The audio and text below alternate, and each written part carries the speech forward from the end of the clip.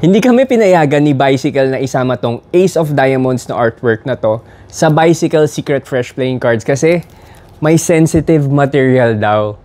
At dahil matigas yung ulo natin, ginawa namin to into our first ever designer figure.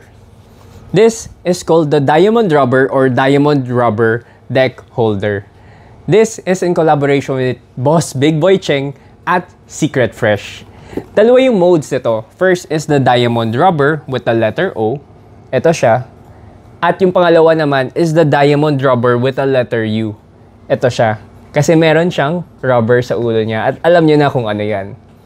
And the way it goes is pwede mong pagpalitin yung heads niya. Pwedeng Diamond Rubber or Diamond Rubber. Whichever you like. Kasi each box comes with 2 heads already. And yung head, meron siyang kasamang magnetic part para mas mabilis mapalitan at mag-snap in place yung heads, diba?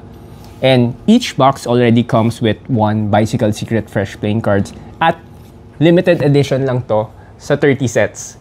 Approved na to ni Sancho Papa, bibilin nyo na lang. Yun lang.